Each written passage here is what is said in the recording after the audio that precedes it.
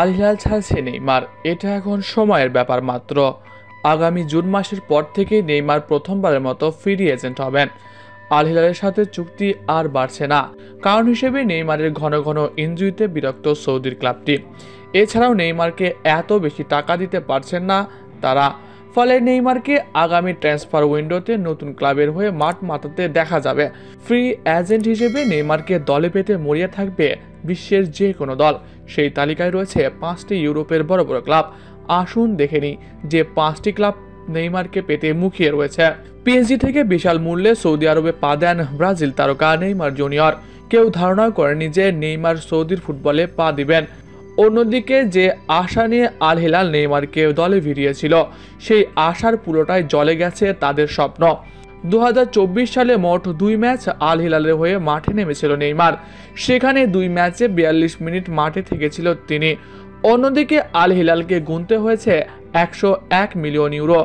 আবার ফির থেকেও সৌদি লিগে খেলতে পারছে না নেইমার জুনিয়র। সৌদি আরবের বিভিন্ন নিয়ম ও বিভিন্ন বিধিনিষেধের কারণে এখনও সুস্থ থেকেও মাঠে খেলতে পারছেন না নেইমার জুনিয়রের দল। তাই তো এই নেইমারকে তারা দলেই আর রাখতে চান না।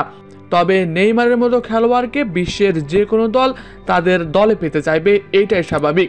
সেই তালিকায় রয়েছে ইউরোপের বড় বড় ক্লাবগুলি, তার মধ্যে অন্যতম ম্যানচেস্টার ইউনাইটেড। এরপরই রয়েছে লিভারপুল। এছাড়া তার পুরনো 2 ক্লাব বার্সেলোনা ও সান্তোস এফসিতেও নেইমারকে পেতে মুখিয়ে রয়েছে। যেহেতু নেইমার ফ্রি এজেন্ট, তাকে তার ট্রান্সফার উইন্ডোতে বড় অর্থ প্রদান করতে হবে না। ফলে এই নেইমারকে সবাই চাইবে।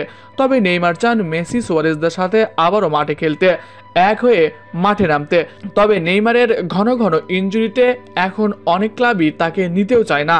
এখন দেখার বিষয় আগামী জুন মাসে কোন ক্লাবের হয়ে মাঠে নামার ঘোষণা দেন নেইমার। এর জন্য অপেক্ষা করতে হবে। প্রিয় দর্শক, প্রিয় নেইমিকে কোন দলের হয়ে আপনি মাঠে খেলতে দেখতে চান? কমেন্ট করে জানাতে পারেন আপনাদের মতামত। এছাড়াও খেলাধুলার সকল আপডেট সবার আগে পেতে হলে আমাদের চ্যানেলটি সাবস্ক্রাইব করতে ভুলবেন না। ধন্যবাদ সবাইকে।